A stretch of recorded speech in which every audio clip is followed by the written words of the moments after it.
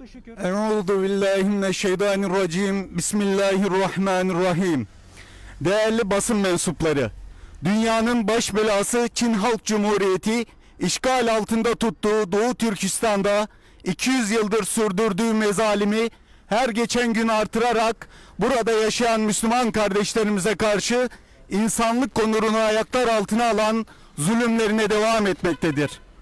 Doğu Türkistan bölgesinde yaşayan Müslümanlar yalnızca Müslüman oldukları için akla hayale sığmaz işkencelere maruz kalırlarken, on binlerce insan yakınlarından haber alamazken, başta Birleşmiş Milletler ve diğer uluslararası insani yardım kuruluşları Doğu Türkistan söz konusu olduğunda üç maymunu oynamayı, zulme sessiz kalmayı, Çin'e ise açık destek vermeyi sürdürmektedir. Yeraltı ve yer üstündeki tüm kaynakları talan edilen, sömürülen, zulmedilen, göçe zorlanarak azınlık hale getirilen Müslümanlar asimile edilerek Çinlileştirilmek isteniyor. Herhangi bir yargılama yapılmaksızın ve hukuki karar olmaksızın 1200'e aşkın toplama kampında alıkonulan insanlara fiziki ve psikolojik işkenceler yapılıyor.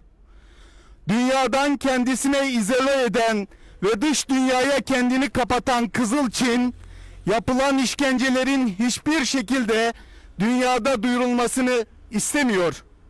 Bunun için her türlü baskı ve yıldırma politikasını uygulamaya devam ediyor.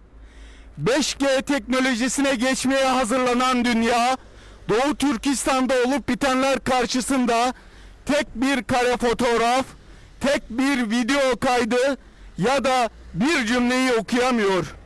Çin'den bilgi paylaşan insanlar bir gece ansızın ortadan kayboluyor. Her zaman olduğu gibi dünya söz konusu Müslümanlar olunca vahşeti, acıyı, gözyaşını, çığlığı görmüyor, duymuyor. Bizler bugün buraya Çin Başkonsolosluğu önüne Sincan Sivil Toplum Kuruluşları platformu olarak 21 sivil toplum kuruluşu adına asırlardır mazlumların yanında olan, zalimin ve zulmün karşısında duran bir ecdadın evlatları olarak bu sessiz çığlığa, kanayan yaraya merhem, acıya ortak olmak için Ankara Sincan'dan geliyoruz. Bizler bugün buraya Doğu Türkistan'daki akrabalarından hiçbir haber alamayan, onların yaşayıp yaşamadıklarından dahi emin olamayan kardeşlerimizin yanlarında ve acılarına ortak olduğumuzu göstermek için bir araya geldik. Bizler biliyoruz ki kararlılıkla verilen her mücadele bir gün zaferle sonuçlanacaktır. Millet olarak daima Doğu Türkistanlı kardeşlerimizin yanındayız. Bir kez daha tüm dünyaya haykırıyoruz. Doğu Türkistan'daki kardeşlerimize sahip çıkmak sadece Müslümanların değil, tüm insanlığın şeref ve onur meselesidir.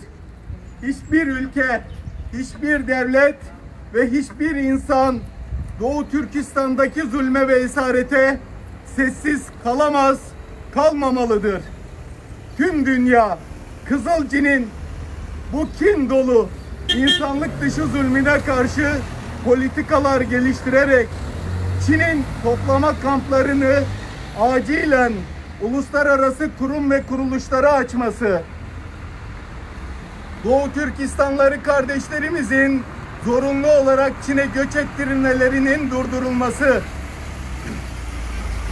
Doğu Türkistan'a yerleştirilen Çinliler yüzünden yaşanan işsizlik başta olmak üzere eğitim, kültür ve güvenlik sorunlarının giderilmesi, kardeşlerimize dayatılan zorunlu Çince eğitim sonlandırılarak kendi dillerinde eğitim almaları, inançlarını özgürce yaşamaları, Çin'in nükleer silahlarının denemesini Doğu Türkistan topraklarında yapmaktan vazgeçmesi ve bunun için gerekli tüm yaptırımların acilen uygulanması, uluslararası gözlemcilerin kamplarda zorla tutulan kardeşlerimizle görüşme yapmalarına izin verilmesi, ailelerinin akıbetlerini öğrenmek için günlerdir burada nöbet tutan muhacir Uygur kardeşlerimizin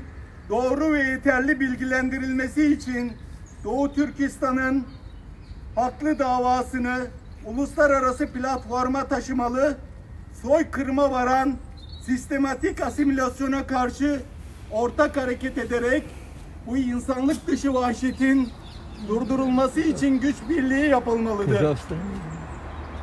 Yalnızca Müslüman oldukları için zulme uğrayan Doğu Türkistanlı kardeşlerimizin bu direnişini selamlıyoruz.